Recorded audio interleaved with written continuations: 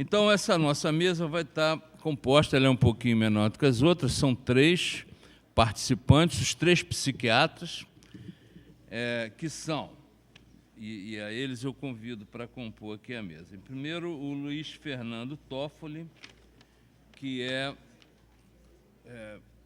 membro da Unicamp, é professor da Unicamp e membro do Laboratório de Estudos É porque eu tenho de ler aqui, porque os nomes são enormes e eu não enxergo direito. É o Laboratório de Estudos Interdisciplinares sobre Psicoativos.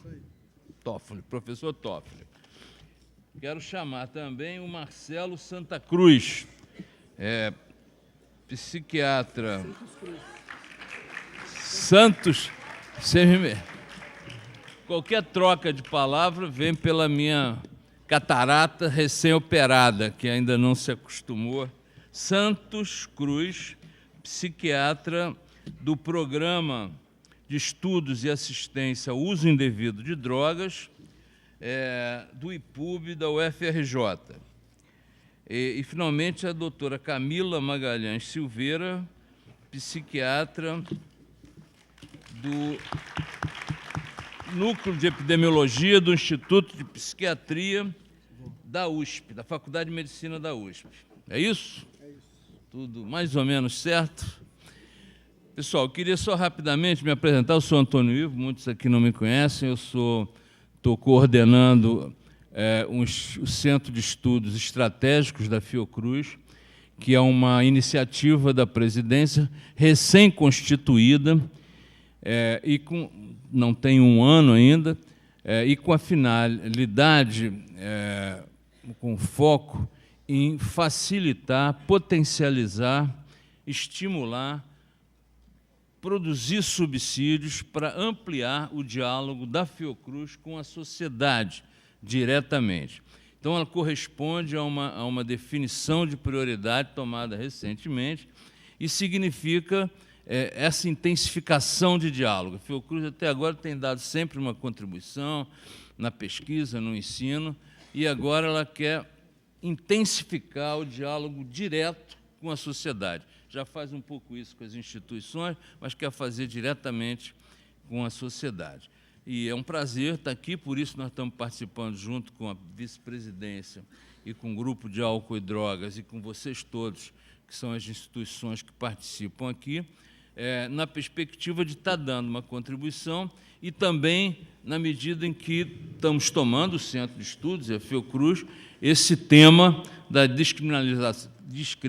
nunca vou conseguir falar essa palavra, descriminalização da maconha, na direção da legalização, mas ainda não a legalização, como um tema também da ordem do dia da atualidade e como uma prioridade para a Fiocruz. O Centro de Estudos, ele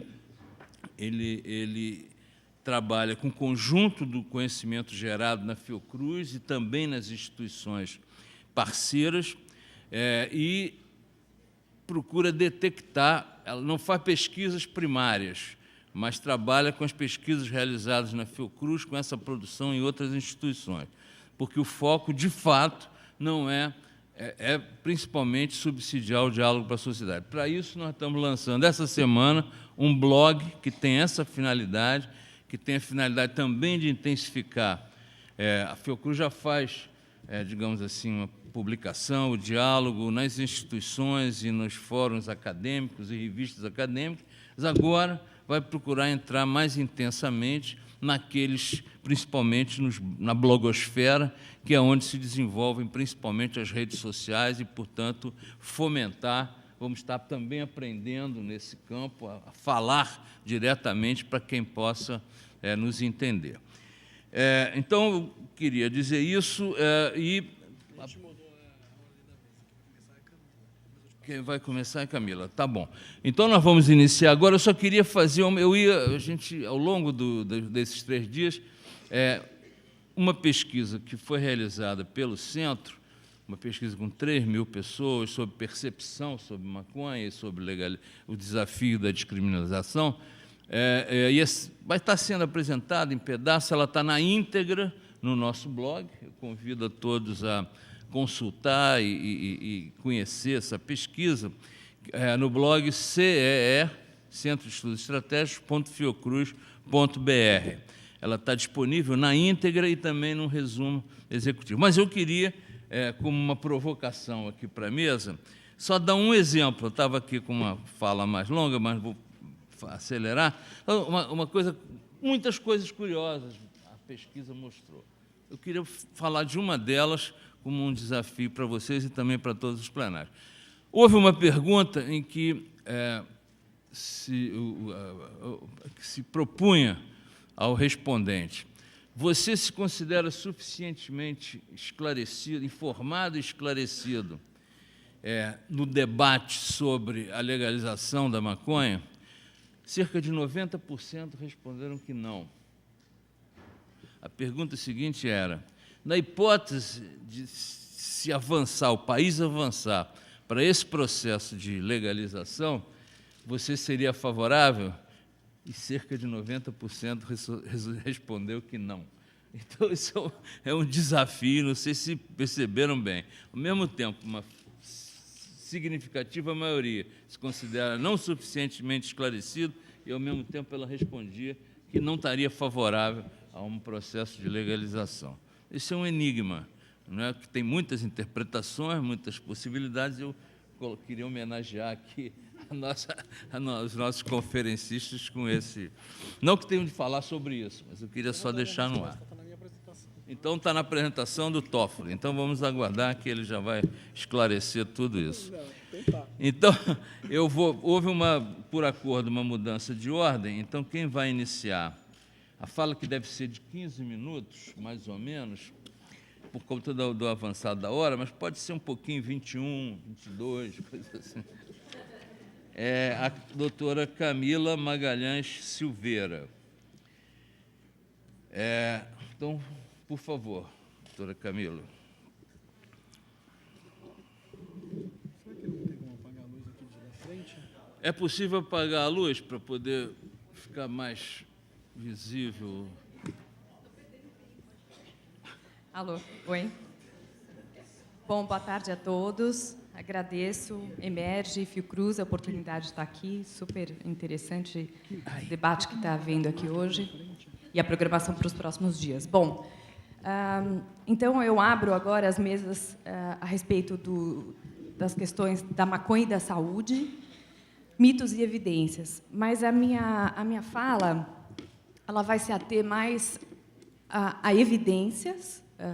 Basicamente, nos últimos 20 anos, eu tomo como base um evento da Organização Mundial de Saúde, que eu tive a oportunidade de participar há um mês e meio, pelo nosso país, e aí o evento anterior foi 20 anos atrás, quando as evidências eram bem rasas. E não vou falar exatamente sobre mitos, mas vou falar de fracas evidências. E aí eu espero, então, contribuir para a pergunta que o Antônio Ivo fez no início agora da discussão. Bem, apesar de insuficientes, nós tivemos um incremento importante de evidências nos últimos 20 anos. Né? E, basicamente, esse incremento se deu e melhorou bastante, porque antes se falava muito do uso da maconha e tentando relacionar uso, que pode ser um uso episódico, por exemplo, com consequências à saúde. E isso é muito fraco, né, em termos de estudos. Então, avançou-se, hoje em dia, os estudos têm tentado estabelecer uso regular, uso frequente, e aí sim ver as consequências à saúde, porque o uso simplesmente nos diz muito pouco em termos de consequências.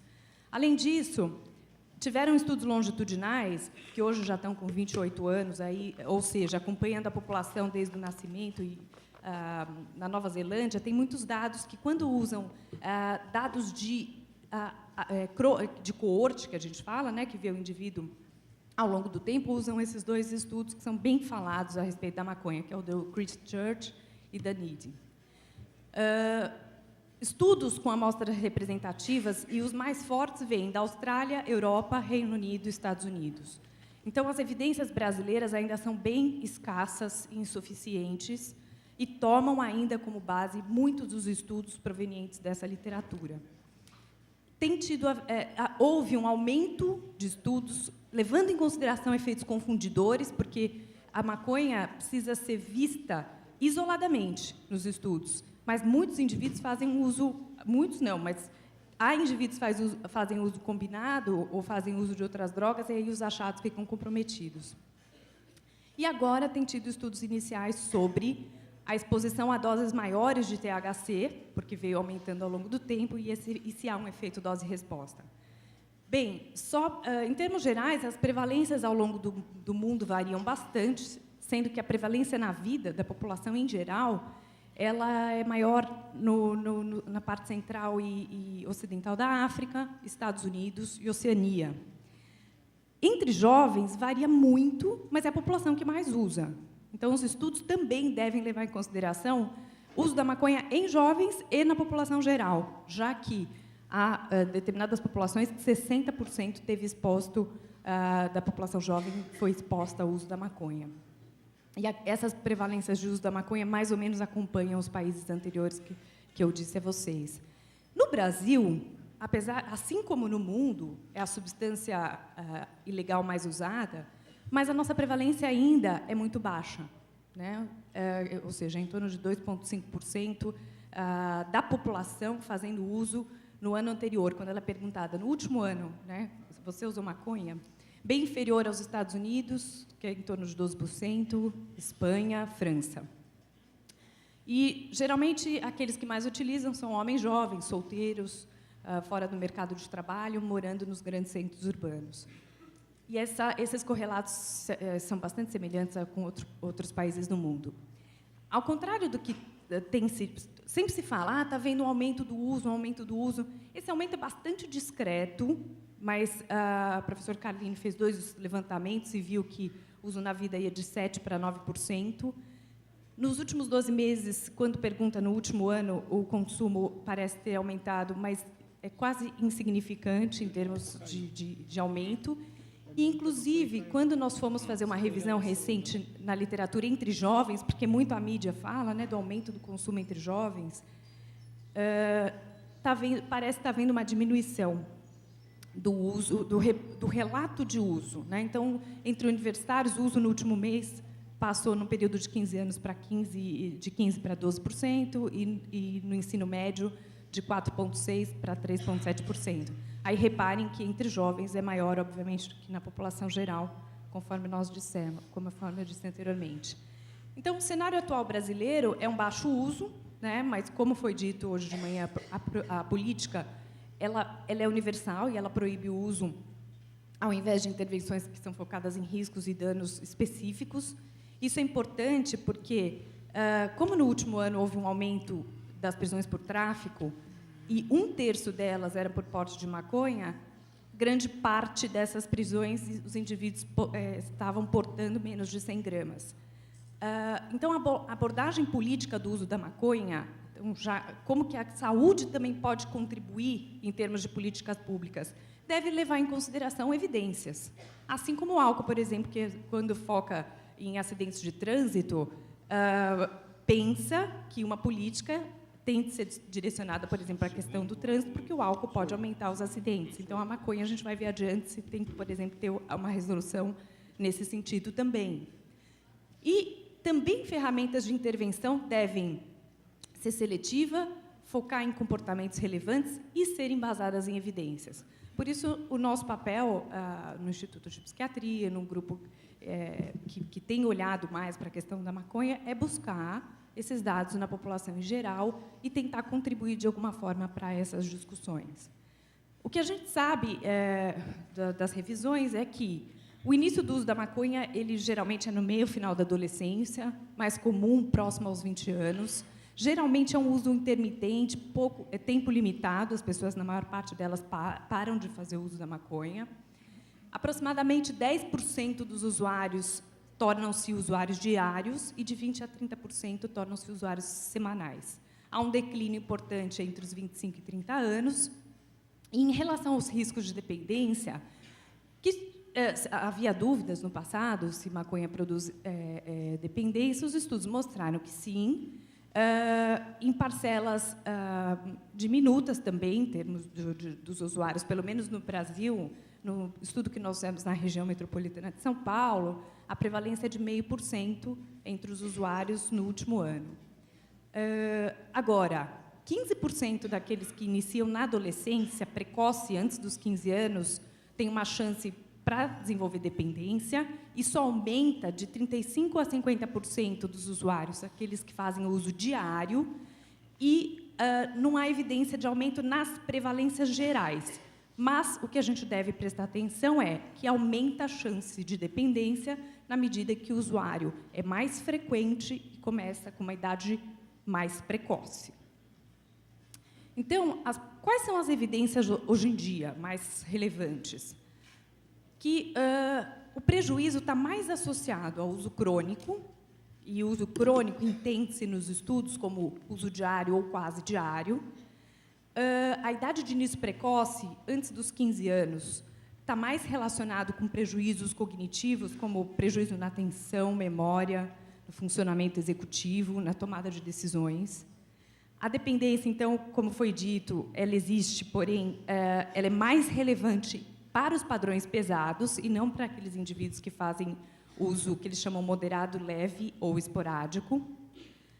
Acidentes fatais e não fatais por veículos automotores, quando o indivíduo está sob efeito da maconha, é um dado real. Eu vou mostrar para vocês. Prejuízos respiratórios, como bronquite, para a maconha fumada, é algo que precisa ser melhor estudado, mas as evidências mostram que, por isso que há muitos estudos com vaporizadores para diminuir esse efeito. Experiências psicóticas é algo que vem sendo melhor estudado, com mais fatores relacionados, eu vou falar um pouquinho adiante.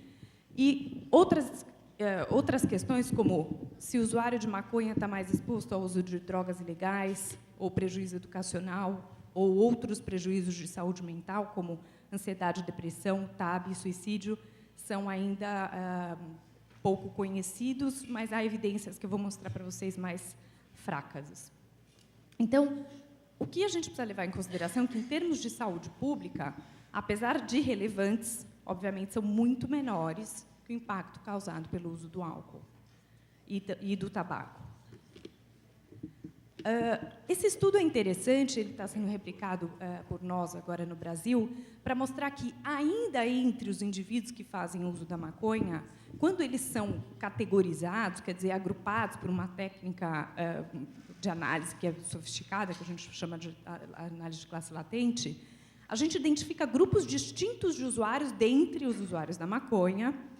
E nesse estudo, que é um estudo canadense, que sempre publica em revistas bastante prestigiosas, notou-se que assim, tinham 3 grupos dentre os usuários da maconha que não desenvolvem problemas, que não foram relatados e que não foram evidenciados. Mas existe um grupo, que é em torno de 20% deles, que é quem, então? Aqueles que começam a fazer uso antes dos 15 anos, um uso diário de maior quantidade, que aí sim, e que usou mais no último ano do que nos anos anteriores, que desenvolve problema.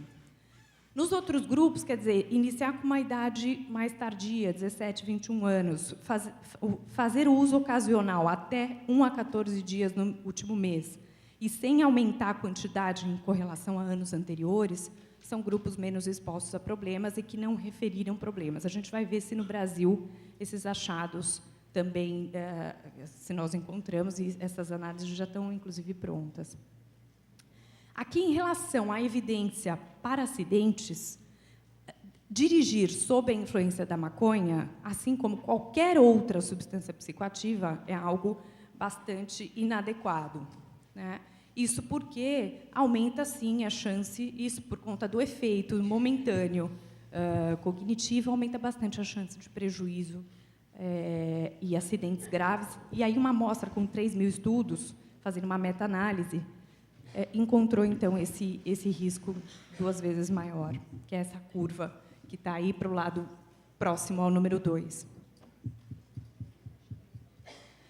Com relação à maconha e sintomas psicóticos, a gente tem evidências, a partir de estudos longitudinais, de que... Então, por que eu estou pegando o uso longitudinal? Para nós entendermos melhor a correlação causa-efeito. Então, na verdade, o que se consegue mostrar é que o uso Então, essa questão causal não está bem definida nem determinada. A questão é que o uso parece exacerbar a esquizofrenia, quer dizer, os sintomas de esquizofrenia, ou precipitar a esquizofrenia em aproximadamente 3 anos. O uso frequente e precoce pode aumentar o risco em torno de 2 vezes para experiências psicóticas, e parece que esse efeito vai enfraquecendo com o tempo. Isso é importante porque a discussão atual veio evoluindo e a gente, novas hipóteses e estudos têm mostrado que aquele achado, então, provavelmente está permeado por outras questões. Não dá para fazer uma correlação simplista, muito menos causal. Ou seja, o uso da maconha, por si só, não é uma causa nem necessária nem suficiente para a psicose. Outras coisas precisam ser estudadas, como, por exemplo, a vivência de adversidades na infância, como, por exemplo, abuso, negligência, abandono, aumento de experiência, que isso, sim, parece estar correlacionado com aumento de experiências psicóticas, assim como outros transtornos mentais. Abuso de substâncias por parte dos pais no período da infância dos filhos parece estar correlacionado com manifestação de transtorno mental na vida adulta desses. Privação social, ou seja, outros aspectos da vida desse indivíduo, relacionado levando a essa correlação, e um estudo recente mostrando, em gêmeos, efeitos ambientais foram mais significativos que aspectos genéticos, em gêmeos idênticos, o que vem trazendo esse questionamento sobre as questões ambientais interferindo nesse fenômeno. Com relação ao desempenho escolar, as evidências são contraditórias, e os estudos longitudinais não foram, assim, ainda indagaram se o uso da maconha foi fator de risco para abandono, ou ao contrário, não foi possível notar, mesmo acompanhando esses indivíduos ao longo do tempo. E também uma meta-análise com aqueles 3 estudos australianos, são muito citados para as pessoas que estudam bastante a questão da maconha, pela consistência dos dados, mas viu-se que o prejuízo escolar e o uso pelos pares também pode aumentar a chance do uso. Então, essa é a dificuldade de saber o que vem antes, né, nessa correlação de desempenho. Obviamente, o uso prejudica o desempenho, mas o contrário também pode ser real, e isso ainda a evidência é reconhecida fraca para isso.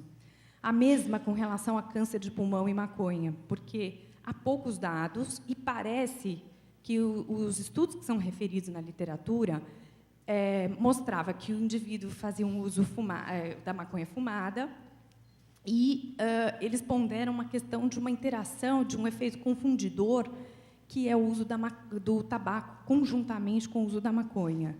Né? Gerações mais velhas, a maconha sem tabaco ela é mais comum, só que gerações mais novas fazem, em muitos países, essa mistura. E isso que pode estar relacionado à questão do câncer. Então, é isso que os estudos ponderam. A dificuldade de controlar todos os estudos que vêm sendo feitos para a questão do tabaco.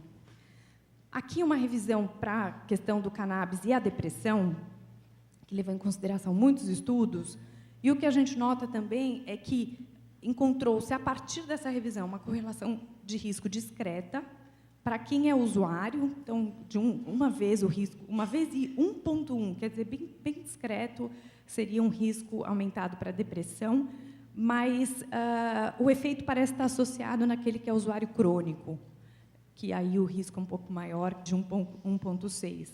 Mas, ainda assim, os autores do estudo colocam, e esse é o estudo mais referido no mundo a respeito dessa correlação, que é uma incerteza se os 57 estudos revisados realmente controlaram para fatores que confundem, se separaram causa e efeito para a questão dos sintomas depressivos e para o uso de substâncias, e, no caso, a maconha era a droga que eles separaram para esse estudo, e colocam que estudos longitudinais para esse fenômeno são muito importantes.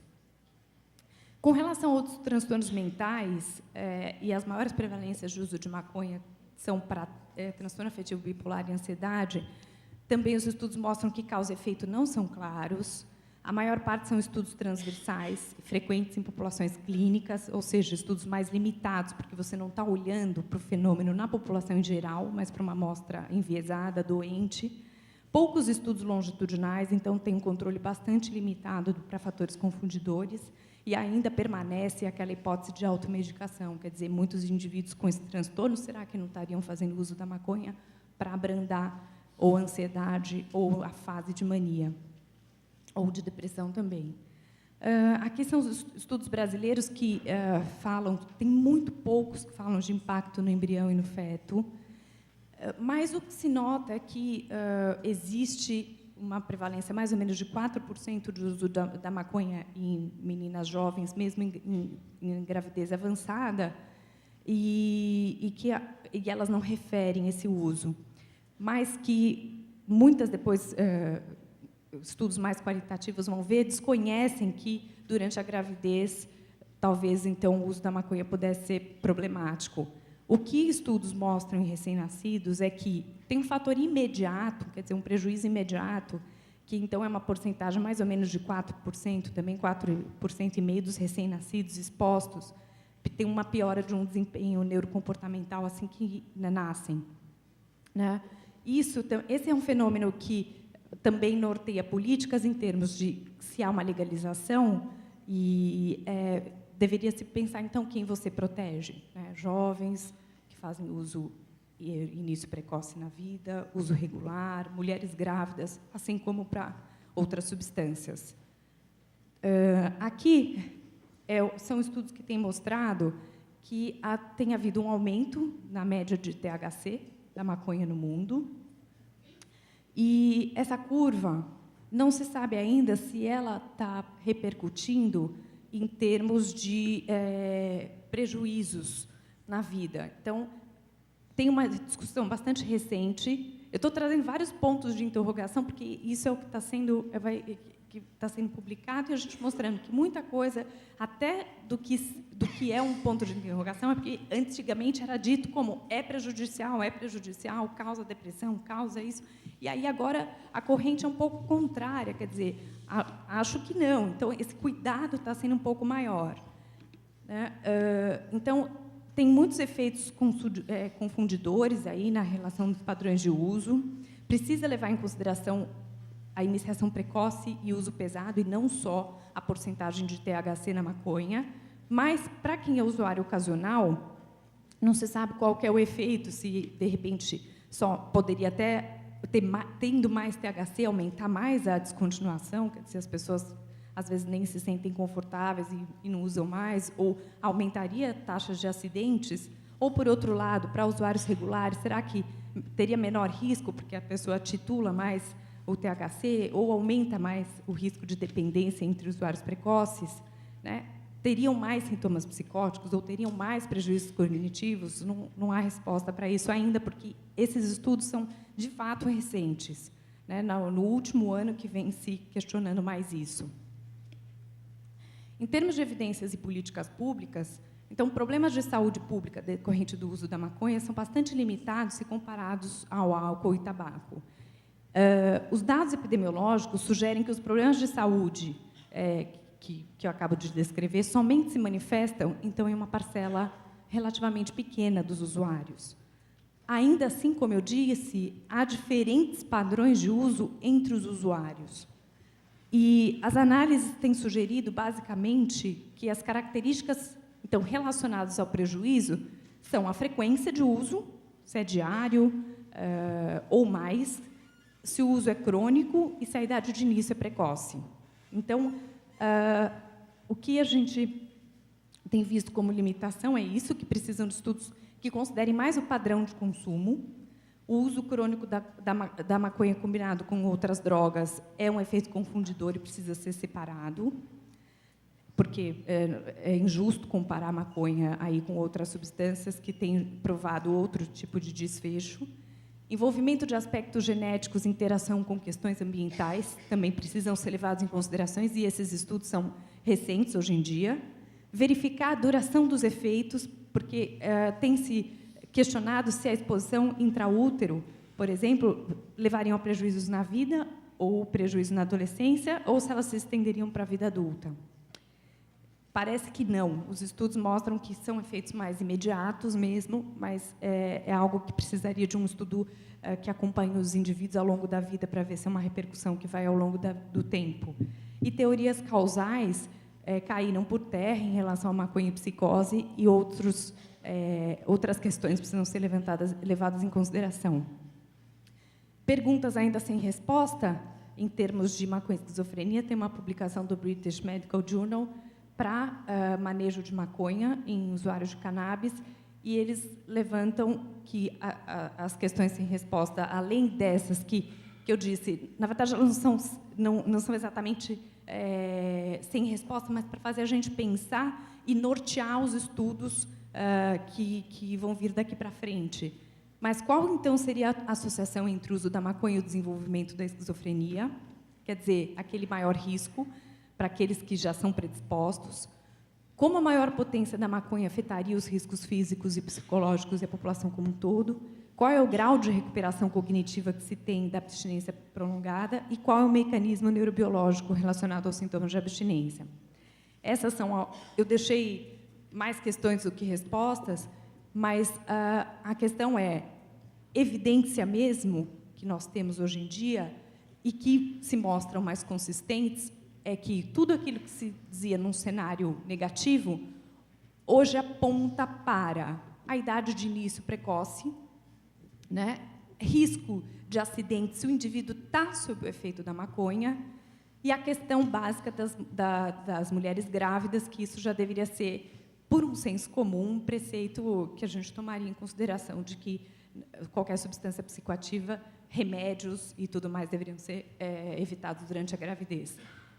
O restante das questões são as que estão norteando os estudos hoje em dia e que eu acredito que é isso que deu corpo um pouco para a discussão antiproibicionista, né? Porque, na verdade, as políticas também precisam, não podem levar em consideração questões afetivas em relação ao uso da maconha. Várias ciências têm que estar combinadas nessas decisões. E, do ponto de vista da saúde, ao contrário do cenário de 20 anos atrás, que era bastante pessimista em relação à substância, hoje parece apontar mais para essas questões que eu falei para vocês e que ajudariam a gente a discutir melhor, então, se é justo um impacto social tão grande da substância para algo que a gente poderia controlar e regulamentar. Então, essa é a minha contribuição para o tema. Obrigada.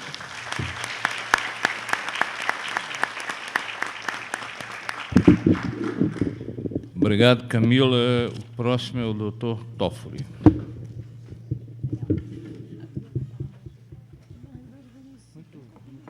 Muito claro.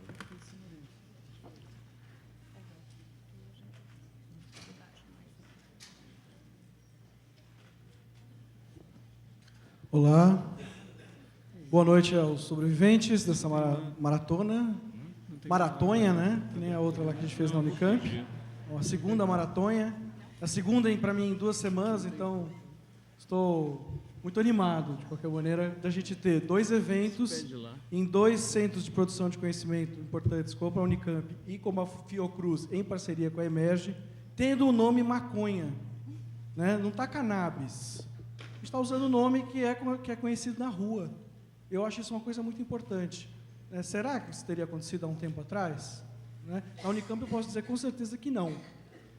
Aqui, não sei, talvez sim, mas eu acho que isso um pouco, essa questão do nome desse evento, traz para nós também uma reflexão sobre a importância dessas discussões e talvez sobre o quanto a gente as tenha adiado por uma série de questões de preconceito.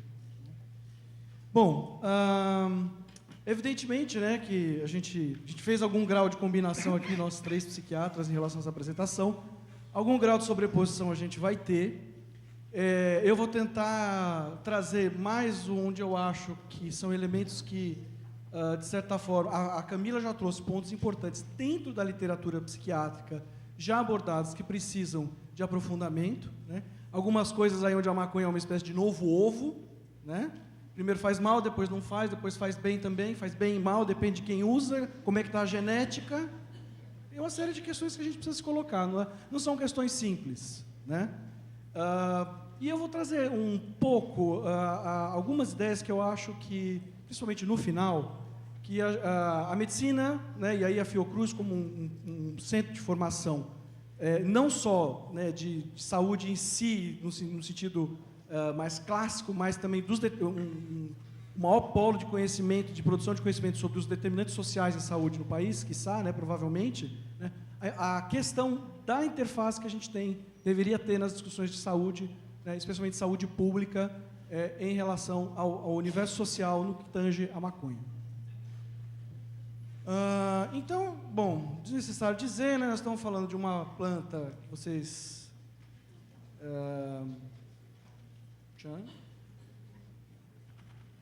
uma planta conhecida há muito tempo da humanidade. A gente tem aí uma imagem do Matéria Médica do Dioscórides, de 512 d.C., numa versão anotada em árabe, né? Onde aparece uma planta de cannabis e que estava dentro de uma compreensão de ser uma planta medicinal. No início do século XX, nos Estados Unidos, você poderia encontrar esse tipo de folheto, né, explicando para você sobre os riscos que aconteceria se lhe fosse oferecido um baseado, uma droga assassina chamada marihuana, né, que causa assassinato, insanidade e morte, né? O que é que nós temos de mito, o que é que a gente tem de evidência para ou até podemos pegar algumas perspectivas religiosas, né, para algumas vertentes religiosas, como o rastafarianismo, ou algumas vertentes do Santo Daime, e a maconha é santa, né? Então, o que a gente pode tirar aqui, né, dessa discussão sobre mitos e evidências da maconha, né, diante de um conhecimento limitado da ciência e cuja interpretação, é importante que se diga isso, está sempre sujeita a viés ideológico. Então, grandes especialistas no tema podem chegar e fazer interpretações que são surpreendentemente diversas de um mesmo resultado, né? As questões não estão dadas e é nessa ágora, dessa disputa, é que nós vamos conseguir encontrar, né, alguma resposta mais decente para nos guiarmos enquanto sociedade em relação a essa planta e as demais plantas proibidas e substâncias proibidas também, que a maconha é o começo dessa discussão, mas não termina com ela, mesmo com a legalização dela. Então eu vou trazer rapidamente algumas frases que a gente escuta por aí, tanto por ativistas pró-maconha quanto ativistas contra a maconha, e aí é mais especificamente a favor de flexibilização ou não da legislação em relação à maconha, né? Então a gente escuta, por exemplo, frases desse tipo: maconha cura câncer. Maconha cura câncer? Né? O que a gente tem de evidência a respeito disso, né? A gente tem algumas evidências muito preliminares, ou seja, em rato, em placa de células, né, que tem um potencial positivo, por exemplo, para alguns cânceres, não só esses, mas como glioma, próstata, mama, linfoma, pâncreas, pulmão. Não, mas espera aí, eu li ali que tem uma informação que maconha causa câncer de próstata, pode causar, e que causa câncer do pulmão. Como é que cura câncer de pulmão? Né? A gente não tem evidência de que cure. O que a gente tem até agora do conhecimento é que, com certeza, maconha cura câncer, alguns tipos de câncer em rato. Isso a gente já sabe com certeza. Então, mas nós não sei se tem algum rato na plateia, acredito que não, né? Apesar da biologia semelhante com a sua, a gente ainda não tem evidência suficiente para isso. Em relação à carcinogênese, o quanto a maconha causa câncer, até por conta desse potencial efeito anticancerígeno dos canabinoides, e alguns dos estudos, a maior parte dos estudos não é feito com maconha, é feito com canabinoides, né? As melhores evidências ainda são controversas, especialmente ainda pela questão da presença do tabaco, que já foi mencionada pela Camila, e pelo uso por combustão. Vou falar sobre isso mais adiante, né? A melhor evidência que a gente pode falar a respeito de maconha e câncer é que ela é um excelente tratamento para efeitos colaterais de quimioterapia. E eu estou convencido que não existe categoria médica mais sensível à questão da legalização da maconha medicinal do que os oncologistas. Não existe oncologista que não tenha passado por alguma situação de algum paciente seu que usou maconha e melhorou por conta dos efeitos colaterais. Não vai funcionar para todo mundo, porque não é milagroso, é uma substância terapêutica como todas as outras, pode funcionar para alguns, para outros não, para outros o efeito colateral vai ser insuportável, né? Mas é fato que isso existe um efeito muito interessante, e inclusive da maconha fumada. justamente porque a pessoa vai inalar o seu medicamento, ou fumar o seu medicamento, ou vaporizar o seu medicamento, não vai precisar engolir um comprimido. Essa é uma das grandes razões pela qual o dronabinol, né, que é a maconha sintética, o vice-presidente da Anvisa ainda está aí, mas no Brasil não está proscrito o THC, se ele for sintético, né, que é o dronabinol. Ele está presente lá em uma das categorias da Anvisa. Só que ninguém usa dronabinol porque é uma porcaria, dá muito efeito colateral. Você tomar um THC em comprimido, né, você não consegue dosar a dose adequadamente, pode dar paranoia, pode dar ansiedade, as pessoas preferem fumar. Eu acho que a gente deve levar isso em consideração. Outra frase que a gente escuta por aí: maconha não faz mal porque é uma erva medicinal. Já falei, né? Cura câncer. Opa, em rato. Então, o que a gente pode falar disso, né? A gente tem e esse corpo de conhecimento é um corpo de conhecimento que está em crescimento e está muito sujeito a uma série de vieses, tanto do ponto de vista dos ativistas pró quanto contra, mas o que a gente pode dizer com uma boa dose de certeza é que maconha tem efeitos positivos para espasticidade, dor clônica e mioclonia, que são abalos musculares, né? Algumas doenças neurológicas vão apresentar esses quadros e podem ter uma resposta positiva com o uso de cannabis. E o grande exemplo, que todos já sabem, é o caso do CBD, que é um dos componentes, o canabinoide mais presente na planta, né? Está presente inclusive no talo, não é só nas flores, na planta como um todo, cujo caso mais famoso é o caso da Anne, né, Fischer, e eu não vou ficar me aprofundando muito no caso, mas vocês já sabem do que está acontecendo. Um desdobramento dessa história é o seguinte: a gente ouviu por aí, né, políticos falando o seguinte: CBD é do bem, né? E a gente tem que buscar o canabidiol puro, que não existe, certo, gente? Quando fala assim, legalização de CBD, é legalização de maconha extremamente rica em CBD, ou extrato de uma maconha purificando o CBD, que seja, né? Mas sempre vai ter maconha na história, atualmente pelo menos, né? E a maconha fumada e o THC são do mal, né? O que a gente pode falar sobre isso? Primeiro é que nosso conhecimento sobre os canabinoides, por conta inclusive da questão da proibição, ainda é muito pequeno. O sistema endocannabinoide, que é o sistema cerebral, né, de canabinoides que todos nós temos, nossos canabinoides cerebrais, está em plena expansão o conhecimento a respeito dele, né? E a gente sabe que existe uma série de propriedades terapêuticas. Aqui está, acreditem aí no que eu estou mostrando aqui nessa imagem, a gente depois pode examinar isso mais cuidadosamente, mas não só do THC e do CBD, mas também do CBN, do CBC, do CBL, THCV e por aí vai, né? São muitos os canabinoides. E a gente só começou a tocar a ponta dessa história. E um outro ponto importante também é a necessidade que a gente tem do desenvolvimento de maconha com qualidade farmacológica, qualidade farmacêutica, não farmacológica, né? Isso só se pode fazer se a gente aliviar, né, a louca legislação que a gente tem em cima disso. Como fazer isso não é fácil, mas a gente precisa começar a discutir isso agora, né? É preciso que as pessoas saibam, que não acontece, por exemplo, nesse saquinho aí, os teores de cada canabinoides principais das maconhas medicinais que estão consumindo. Isso em qualquer lugar onde isso seja permitido. Ou não, né? Outro ponto importante: a maconha faz mal porque se fuma, né? Porque ela é fumada. Realmente é provável que grande parte dos malefícios associados ao ponto de vista respiratório da maconha estejam vinculados ao fato dela ser consumida por combustão, né? Por queima. No entanto, eu queria lembrar para vocês da existência, já mencionada pela Camila também, dos vaporizadores, né? Esse é um belo... Eu gosto de botar essa foto porque esse vaporizador é lindo, né? Parece um iPhone dos vaporizadores, uma coisa assim, né? Tem de vários modelos, tem um que parece assim Enfim, tem vários modelos. E a gente está começando a aprender a estudar a possibilidade do uso de vaporizadores para o tratamento, né? Principalmente para as pessoas que têm... Quando a gente está falando de maconha medicinal e de doenças neurológicas e de câncer, a faixa etária que mais apresenta esses problemas são pessoas mais velhas, que podem ter problemas respiratórios e possa ser contraindicado o uso da maconha fumada. A maconha ingerida, comestível, né? É um pouco mais problemático, dependendo não é tão fácil assim como parece a pessoa consumir maconha por via oral, né? Então, uma solução interessante na qual a pessoa poderia dosar, né, titular, como os médicos dizem, a sua própria dose para controlar, por exemplo, o seu enjoo, né, é pelo uso de vaporizadores. A gente está começando a pesquisa nesse campo agora, e tem um detalhe interessante quando a gente vai discutir de vaporizadores, é que é importante que, para o uso do vaporizador, seja uma maconha verde, uma maconha green, como se diz, né?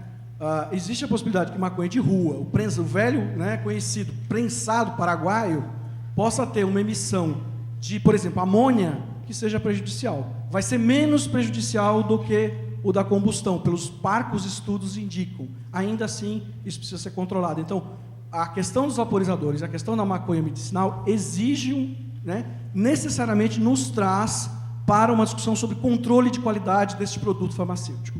Necessariamente. Certo? Uma outra frase que a gente escuta é que é uma erva natural que não pode te prejudicar. Eu não vou me desenvolver muito sobre isso, porque a Camila já falou bastante sobre os riscos associados, né, nos estudos, né, já demonstrados e que vão sendo revisados, e quanto mais a gente estuda o assunto, mais a gente vai refinando o conhecimento, né? Mas eu vou para colocar para vocês um estudo que não é um estudo epidemiológico, é um estudo de opinião. Só que é um estudo de opinião de experts sobre drogas, né? No qual se pediu, David Nutt pediu, né, um famoso farmacologista que estuda a questão das drogas no Reino Unido, pediu que uma série de experts classificasse os riscos para si, que estão aí em vermelho, em azul, e o risco para outrem, né, das diversas drogas, né? Em primeiro lugar está o álcool, ali do lado esquerdo, né? Principalmente pelo risco aos outros, seguido pela heroína e pela cocaína na forma de crack, né? Onde está a maconha? A maconha está aqui. Ela está no meio do caminho. Ela não é essa coisa, né, tão perigosa quanto crack, cocaína, heroína, quando crack, heroína e álcool, mas também não é tão tranquilo quanto o LSD e os cogumelos mágicos, que estão na extrema direita. Opa, Fernando, olha aí, eles são seguros, que coisa, né? Puxa vida, mas isso é assunto para outro dia, né? Mas o fato é que, Fernando Bezerra, né, que eu estava falando, o fato é que existem riscos, ela pode prejudicar, né? E uma resposta que eu recebi sobre isso foi muito interessante, uma vez que eu fui num evento sobre povo de terreiro e saúde. Demorou. Né?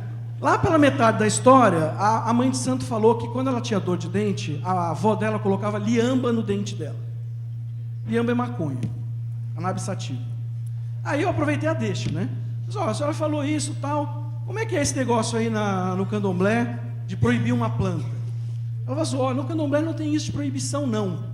Precisa saber se o santo da pessoa funciona, se não tem... Eu esqueci agora o nome, tem um nomezinho que é o tabu, a interdição do uso. Se o santo da pessoa é adequado para aquela planta.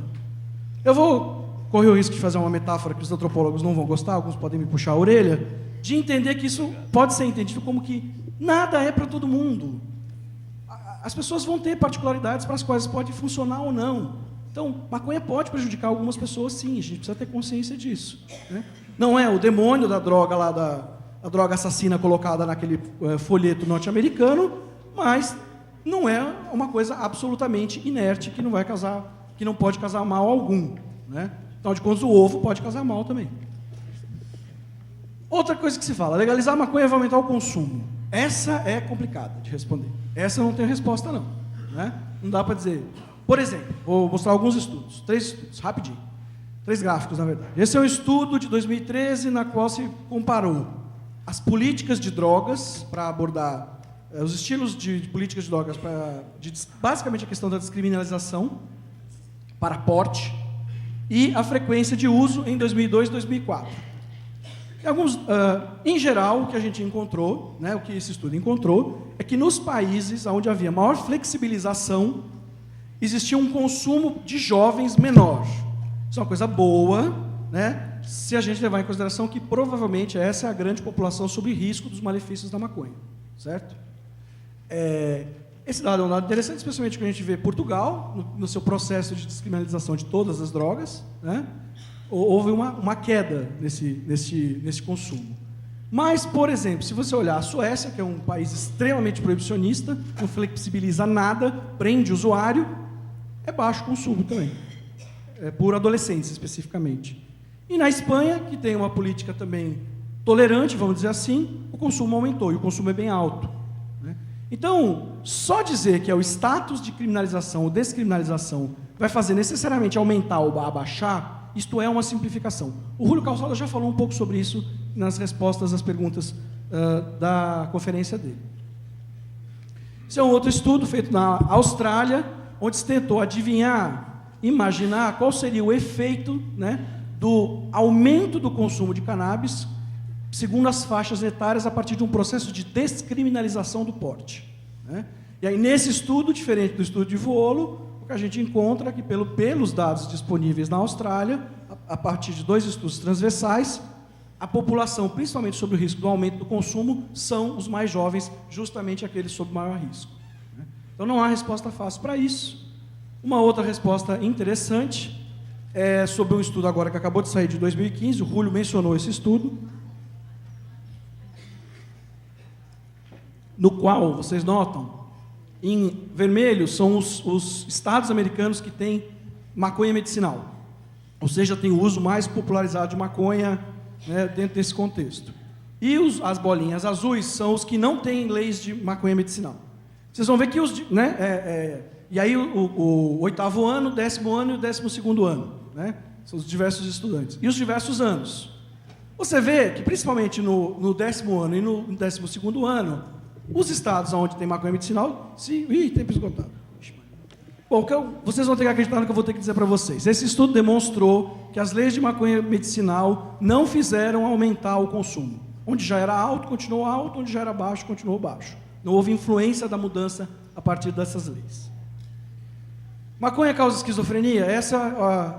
Eu tenho que passar só por causa dessa imagem aí, do professor Valentim Gentil, quando ele falou no Roda Viva, dizendo que quando a maconha fosse legalizada, transformaria o país numa fábrica de esquizofrênicos. A melhor evidência científica não justifica esta afirmativa, né? Eu vou pular essa imagem que tenta explicar que a correlação causal não é tão simples assim quanto parece. Você tem vários potenciais confundidores na conexão entre psicose e maconha, ou maconha e psicose, que seja, né? Mas isso vai no sentido do que a Camila já falou, né? Então, qual seria o maior impacto da maconha na saúde pública, de uma maneira geral? Se a gente olhar os dados canadenses, num estudo agora recente do Benedict Fisher, né, o que a gente pode dizer é o seguinte: na mortalidade, o impacto que seria potencialmente sentido seria em acidentes automobilísticos e em câncer de pulmão. Esse é o chute que ele faz a partir dos dados que foram analisados. Não é um chute, né, não é um palpite, ele analisa dados para isso, ele e os colaboradores. Esse efeito é um efeito pequeno, tá certo, gente? Mas seria notável.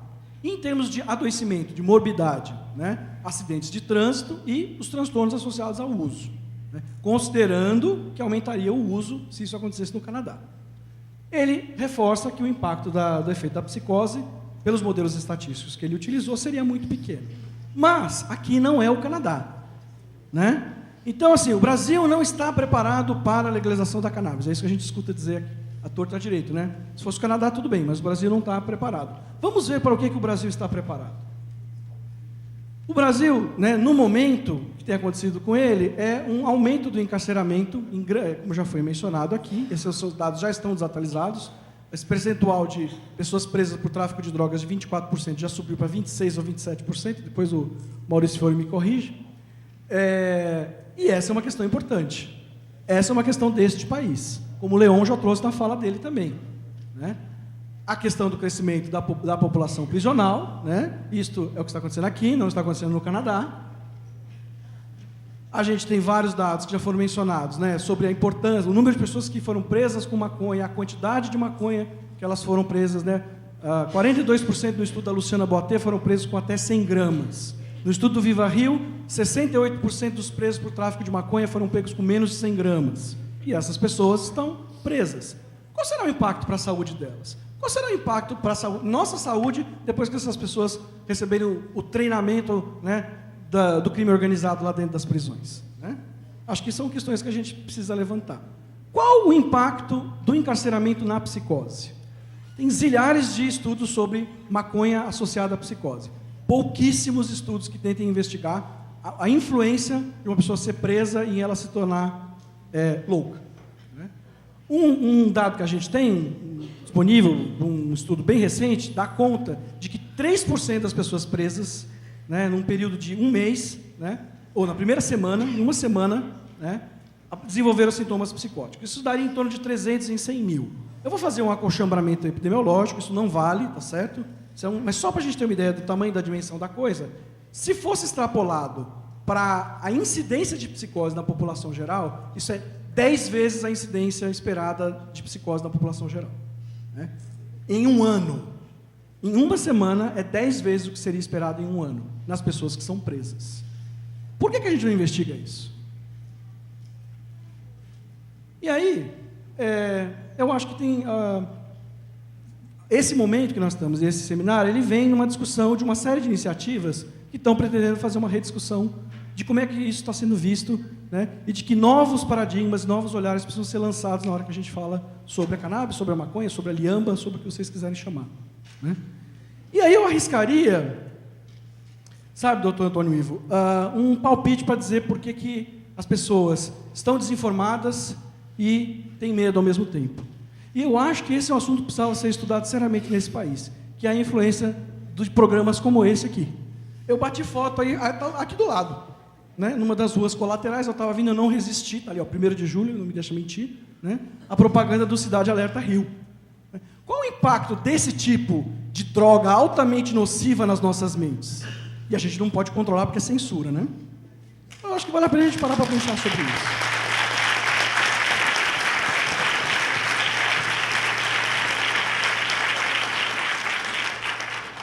Para concluir, vou mais uma foto que eu tirei aqui hoje de manhã ao chegar numa linda luz, né, na praça aqui do fórum, né, vocês podem ver 3 imagens. A gente tem a imagem da justiça à esquerda, ao centro a gente tem a figura da lei e do lado direito, não menos importante, a equidade, né, muito celebrada pelo Sistema Único de Saúde.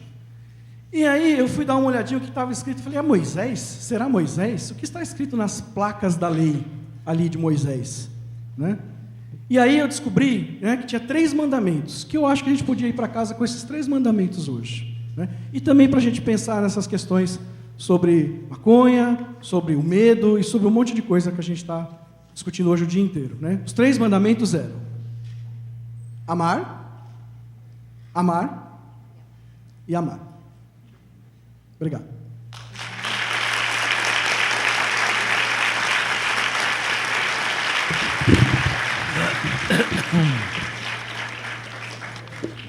Obrigado, Toffoli.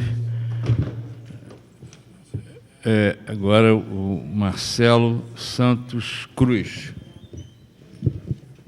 Beleza, estava inspirado.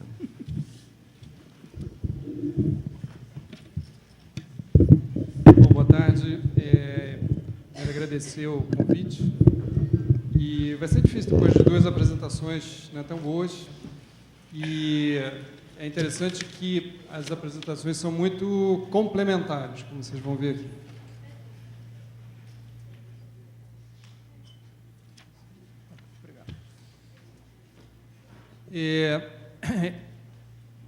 Eu acho que uma boa parte do que foi dito aqui, por exemplo, nessa mesa, tem a ver com 2 perguntas. Primeiro, se maconha tem risco, e dependendo dessa resposta, se maconha deve ser proibido ou não. Né? Em geral, é dessa forma que a questão é dirigida para a gente, para os especialistas, para as pessoas que estão juntas desse campo. Eu vou tentar responder, como os colegas fizeram isso aqui, a primeira pergunta, a questão de se tem risco. Né? Vários dos slides eu vou passar mais rapidamente, porque já foram abordados pelos colegas. Nesse slide, o que eu propunha era um esquema, né, não é um gráfico, uma forma de exemplificar a distribuição de gravidade dos problemas com drogas pela população. Né? A ideia de que, para qualquer droga, você tem, na base da pirâmide, uma quantidade muito maior de pessoas que faz uso da substância sem problemas, ou que não faz uso da substância, na parte intermediária, um número menor de pessoas que faz uso tem algum problema, mas conseguem interromper o uso, e na ponta da pirâmide, as pessoas que têm uso não conseguem, fazem uso e não conseguem interromper. Aí um dado sobre a prevalência, né, de uso da maconha no Brasil, que é uma prevalência pequena, né, comparada com de outros países, e mesmo comparado com outras drogas, como o álcool e o tabaco, principalmente. Tem dados um pouco diferentes do que a Camila apresentou, possivelmente por formas de amostragem diferentes, mas, de toda maneira, mostrando que o Brasil certamente não é dos maiores consumidores de maconha, mas tem outros países que consomem menos ainda do que o Brasil. Uma série de conhecimentos interessantes tem surgido aí, né, na pesquisa sobre os receptores canabinoides, também não vou me deter nessa questão. E o Toffoli já falou sobre a questão do uso medicinal. Vou falar sobre a questão dos riscos, né? Existem evidências de risco, né? Risco de prejuízos na atenção, na motivação e na memória, são coisas que a gente vê na clínica da gente. Né? A Camila já falou sobre a questão de agravamento de quadros de ansiedade, sintomas ansiosos, alterações da senso-percepção e do pensamento, né? Quadros psicóticos. A questão da dependência, a questão das comorbidades psiquiátricas, principalmente a esquizofrenia, eu vou falar um pouquinho mais da esquizofrenia. Em relação à questão da dependência, é pena que eu não vou estar aqui amanhã quando o Siddhartha for falar. Eu já tive uma vez um diálogo com ele por e-mail, em que havia uma discordância, né? E a discordância tem a seguinte razão, né? O Siddhartha é um profissional que está mais ligado à pesquisa básica, neurofisiologia, enquanto eu tenho uma experiência muito mais na clínica. E na psiquiatria mudou-se o conceito de dependência. O conceito de dependência atualmente na psiquiatria é um conceito clínico, né? Se a gente for resumir uma série de critérios que são utilizados na psiquiatria para definir dependência, você pode resumir esses critérios em qualquer tipo de comportamento em que há prejuízo e perda do controle. Tá? É dessa forma que se define dependência, se eu for falar muito rapidamente, na clínica psiquiátrica. Já houve, período anterior, que se definia dependência por critérios que eram muito mais fisiopatológicos, digamos assim, alterações físicas no corpo pelo uso ou pela interrupção do uso. Esse critério mais fisiológico é o critério que ainda é usado em outros ramos do conhecimento, como, por exemplo, na neurofisiologia, na farmacologia, por exemplo. Né? Por isso, possivelmente, a discordância lá minha do Siddhartha, o Siddhartha dizendo que não há dependência de maconha, e eu dizendo sim, há dependência de maconha. Né? Não é comum, né? A Camila já mostrou isso aqui, principalmente no Brasil, depois que entrou a cocaína, a gente vê raramente alguém que é dependente só de maconha, mas, eventualmente, a gente atende pessoas que nos contam que usam maconha todo dia, têm prejuízos, percebem que têm prejuízos e não conseguem interromper. Né? Então, é um risco, embora seja não tão grande assim, um risco pequeno, como a Camila demonstrou. E em relação à questão da esquizofrenia, né? As comorbidades mais comuns são essas. Como a Camila já mostrou, e o Toffoli também, a necessidade de interrogar a questão da causalidade. Uma das questões em relação à causalidade é o que causa o quê. Por exemplo, essa questão surgiu, né, na verdade, desde a década de 70, quando se percebeu que algumas pessoas apresentavam quadros psicóticos e tinham uma história de uso de drogas, né, por exemplo, com LSD, mas depois mesmo com maconha. Isso a gente vê na clínica. Né, você recebe uma pessoa e aí o familiar dizia assim, olha, ele está assim, e aí você vai ver, ele tem um quadro de esquizofrenia, está francamente delirante, alucinando, ou com, enfim, outros sintomas de esquizofrenia, e ele não era assim, ele começou a fumar muita maconha e ele ficou desse jeito. Isso a gente vê na clínica. Isso começou a se perceber desde a década de 60 ou 70, pelo menos. Né? E aí, a hipótese. Então, a maconha está causando a esquizofrenia. Mas aí tem outras possibilidades. Né? Quer dizer, uma possibilidade é que tenha acontecido o contrário. Será que essa pessoa já tinha um comportamento diferente, já usava muita maconha desde o início da adolescência, porque já tinha, né, alguma coisa no comportamento, no funcionamento psíquico alterado que levava ela a fumar tanta maconha e que levou também à esquizofrenia? Enfim, essa é uma questão em discussão. Tem muitos estudos recentes discutindo a questão do uso da maconha, principalmente em jovens, como uma possibilidade de desencadeamento de quadros de esquizofrenia. Né? Eu fiz uma revisão recente da literatura, principalmente me concentrando nos artigos de revisão, e muitos estudos falando sobre preocupação com pessoas numa fase do desenvolvimento cerebral, que é a adolescência, em que tem um maior risco. Né? Por outro lado, estudos epidemiológicos não confirmam isso. Né? Eu me lembro de, muitos anos atrás, um colega do Canadá discutindo essa possibilidade da relação de causalidade, né, a maconha causar a esquizofrenia, e ele falou que o argumento mais importante para discordar dessa hipótese da maconha causando esquizofrenia era conhecer a epidemiologia da esquizofrenia nos Estados Unidos. Né? A gente sabe que nos Estados Unidos, da década de 70, pelo menos para cá, aumentou enormemente o consumo da maconha. Então, se fosse a maconha um causador da esquizofrenia por si só, o que se esperaria em relação à esquizofrenia? Uma explosão da prevalência de esquizofrenia nos Estados Unidos, e não se observa isso. Isso aí são referências de muitos estudos de revisão, e eu foquei só os estudos de revisão, sobre essa questão da adolescência e de esquizofrenia, e muita preocupação de muitos estudiosos com esse risco, né? Pessoas com cérebro ainda em desenvolvimento. Mas a maioria desses artigos, ou quase todos esses artigos, terminam com essas frases que eu coloquei aí no final. Muitos fatores parecem moderar essas associações, incluindo história familiar, fatores genéticos, histórias de abuso na infância e idade de início do uso da cannabis. Quer dizer, mesmo esses autores que alertam para essa possibilidade do risco, incluem essa possibilidade de outros fatores, né, como foi falado aqui, fatores de confusão.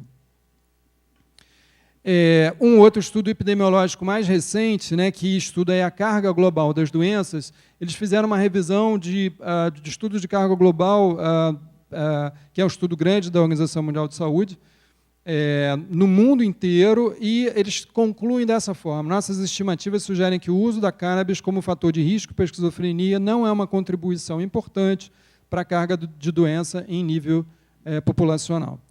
Para tentar juntar essas duas visões, quer dizer, uma epidemiologia que não confirma essa causalidade, e, por outro lado, uma clínica que levanta essa questão e essa preocupação, há muitos anos já existe uma hipótese explicativa, que é a hipótese do gatilho, e que um pesquisador recente colocou isso num esquema explicatório, né, explicativo, uma possibilidade de esquema explicativo. Muito rapidamente, o que ele quer dizer aí? Né? Assim, naquela seta na vertical, seria vulnerabilidade genética maior lá no alto ou menor na parte de baixo. E o início do uso da maconha na adolescência, de tal forma que houvessem dois caminhos. Né? Uma pessoa com baixa vulnerabilidade poderia usar a maconha, e a evolução ser como as formas naquelas quadrados laranja ali, que possivelmente não está dando para ler bem, mas mostrando bom prognóstico, sem maiores problemas, etc., etc. E nas pessoas com alta vulnerabilidade, o uso da maconha precoce poderia levar ao desencadeamento de quadros de esquizofrenia com uma evolução complicada. Então, se me perguntar agora qual é a minha crença é exatamente nesse sentido. Né? A maconha não provoca por si só a esquizofrenia, mas para algumas pessoas que têm uma vulnerabilidade de vários fatores, inclusive genético, ela poderia sim ser um fator desencadeante, seria um fator de gatilho, e pelo menos a minha clínica me sugere isso também. Em resumo, o uso de maconha tem riscos? Sim. Né? Além desses que foram descritos aqui, já foi falado a questão do fumar e dirigir, né? Alguns outros riscos aí possíveis. Só que a pergunta seguinte, que então a maconha deve ser proibida, eu responderia que não. Né? Por todos esses motivos que já foram falados aqui, né? Como, por exemplo, uma série de consequências aí, negativas da proibição. Foi falado aqui já, por exemplo, de outras drogas, né? Como a questão do tabaco. Né? O tabaco é associado a muitos riscos. Né? Riscos de doenças que todo mundo já sabe que tem esses riscos. Né? Infarto agudo do miocárdio, AVC, câncer de pulmão, doença pulmonar obstrutiva crônica. Essa frase do INCA, que eu acho impressionante, é responsável por mais mortes do que o alcoolismo, AIDS, acidentes de trânsito, homicídios e suicídios somados. Né? O uso do tabaco é responsável por mais mortes do que todas essas doenças somadas. E, no entanto, é uma droga que a gente opta por não proibir, opta por diminuir os problemas e o consumo, como está mostrado nesse slide aí, com outras formas de abordagem, com uma outra política, uma política que inclui aspectos restritivos, sim, para a gente não usar o termo, né, coercitivo, coerção, que é uma palavra forte, mas, além disso, um aspecto que eu acho que é fundamental e que eu acho que tem que entrar na discussão sobre política de drogas de uma forma geral, que é a questão de como é que as pessoas, como é que a população, de uma forma geral, vê o uso de drogas. Recentemente eu estava estudando o que aconteceu na epidemia, ou não vamos chamar de epidemia, de uso de crack nos Estados Unidos. Houve um enorme crescimento do consumo de crack nos Estados Unidos na década de 80. E na década de 90 isso diminuiu muito. Tem pouquíssimos estudos tentando explicar por que diminuiu. Um dos poucos estudos que tenta explicar sugere que uma das coisas que fez diminuir foi o fato dos mais jovens verem o crack como uma droga muito perigosa, diferente da geração anterior. Simplesmente isso. O fato de mudar o imaginário social sobre o uso da substância.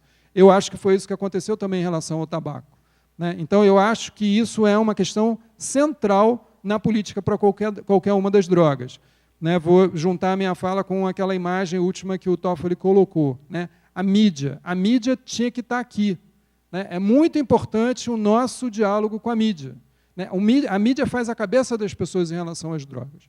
Não sei se vocês já tiveram a experiência de dar entrevista, e é impressionante como é completamente diferente o resultado da entrevista que você dá e o que vai ser publicado, dependendo do órgão ou do jornalista que te entrevista, né? É completamente enviesado a publicação das informações pelas pessoas experientes sobre a publicação científica. Então, eu acho que a questão do imaginário social e da mídia tem que entrar nessa equação da política para a maconha, de uma forma geral, e das drogas, da maconha especificamente, e das drogas de uma forma geral. Resumindo, né, vários resultados da descriminalização em Portugal, né, uma série de resultados positivos, mas, infelizmente, eu acho que Portugal tem muito menos resultado e muito menos pesquisa do que eu esperaria, né? Com mais de 10 anos de descriminalização, a evidência ainda é pouco consistente para a gente poder afirmar, dizer, olha, descriminalizou, não aumentou o consumo, melhorou a questão da violência, melhorou isso, melhorou aquilo. Tem evidências, tem alguns resultados positivos, mas pouca coisa ainda. Eu espero que o Uruguai, que o que está acontecendo nos Estados Unidos e possivelmente depois no Brasil, a gente consiga documentar melhor. Aí também dados de Portugal, também favoráveis, né? Esse slide eu mostrei há alguns anos atrás no Ministério da Justiça para uma plateia de juízes, promotores e policiais, né? E aí a ideia é, o risco das drogas justifica a proibição, né? Porque também no imaginário social a ideia é essa, a droga é proibida porque ela tem risco. E é evidente, olhando as duas colunas, que isso não faz o menor sentido, né? As drogas lícitas têm muitos riscos, né? Às vezes muito mais risco do que algumas drogas ilícitas. E aí, no final dessa apresentação minha, um policial federal, que não me lembro se ele trabalhava na Senad, enfim, sei que eu já conhecia dele anteriormente, ele veio falar comigo e falou, Marcelo, eu nunca tinha pensado nisso, que proibição não tem nada a ver com risco, tem nada a ver com a droga ser mais perigosa ou menos perigosa. Tem a ver com outras coisas. Aí, outro exemplo dessa incoerência, né, o uso do álcool na adolescência também pode prejudicar o desenvolvimento do cérebro. Uma série de desvantagens da proibição, né, a questão do estigma, da dificuldade do acesso ao tratamento, o incremento do tráfico, o incremento da violência. E estou terminando agora, né, um artigo que eu li, que eu achei muito interessante, que os colegas propõem o seguinte, ok, não vamos discutir aqui se a maconha deve ser legalizada, descriminalizada, etc. Depois que ela for, será que a gente não tem que estabelecer formas de controle? E que formas de controle, quais seriam esses objetivos? E muitos deles eu acho que o Júlio já enfocou aqui, né? Então, os objetivos seriam diminuir o acesso à disponibilidade de uso pelos jovens, para contemplar esse risco maior entre os mais jovens, diminuir o risco do fumar e dirigir, porque o fumar e dirigir já tem estudos, inclusive do Canadá, que mostram que aumenta o risco, né? O Toffoli mencionou isso, diminuir os casos de dependência, diminuir o consumo da maconha com contaminantes e potência desconhecida, então existe a possibilidade de se regular isso, né? E o sujeito que está usando saber o quanto que ele vai fumar de maconha, que não está contaminado, o controle de qualidade, digamos assim, e o consumo concomitante de maconha e álcool, principalmente em público, e aí tem alguns aspectos, eu nunca tinha lido sobre isso, mas eu achei curioso, relacionada à questão desse uso em público não servir como uma forma de propaganda para os jovens, problemas na associação com o uso do álcool, enfim, coisas para a gente refletir e pensar. E estratégias, né, que também estou colocando aí, não tem nenhuma opinião, né, em relação a elas. E como eu mencionei antes, né, os colegas do Uruguai já estão trabalhando nesse sentido. Existem muitos estudos sobre regulação, né, de problemas com drogas como o álcool e o tabaco, né, e a gente tem que levar em consideração essa experiência já desenvolvida. E essas são algumas das estratégias de redução dos riscos que também poderiam ser usadas para a maconha, né? Quer dizer, o controle do preço, o monopólio do Estado em todo ou em parte, né? Existem países que controlam, por exemplo, tem um monopólio da venda, né? Da distribuição. Se não me engano, a Suécia faz isso em relação ao uso do álcool. Você só compra álcool, você não compra álcool num supermercado, você compra álcool dentro de uma loja que só vende álcool e que tem uma série de propagandas alertando para os riscos do álcool. Enfim, possibilidades aí do Estado controlar, ou no todo, ou em parte, vários aspectos aí da cadeia de produção. Outra forma é restringir e monitorar as licenças e os licenciados. Terminou? Já vou terminar.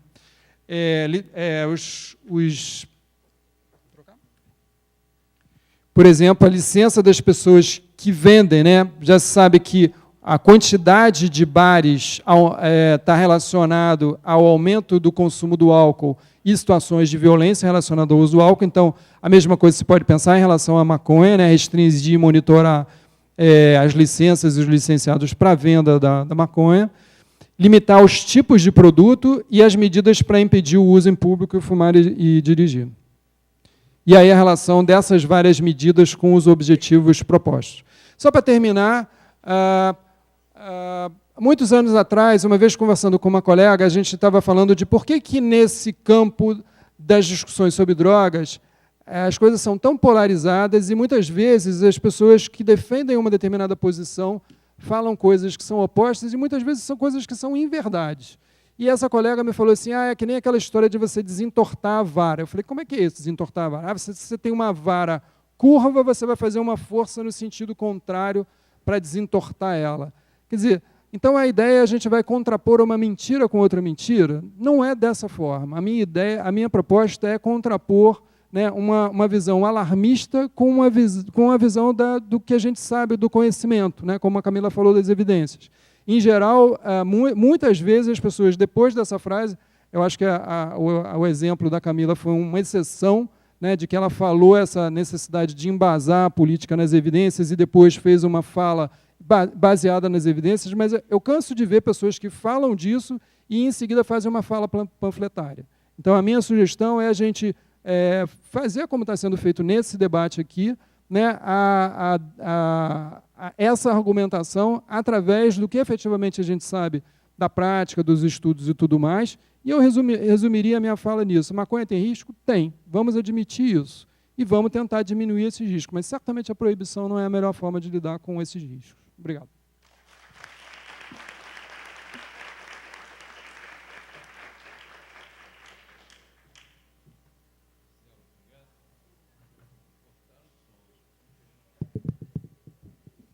Oi.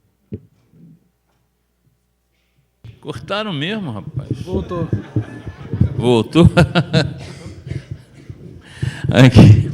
Obrigado a vocês. Parece que vocês combinaram, né? Porque as apresentações se complementaram e acho que deram um esclarecimento assim, enorme.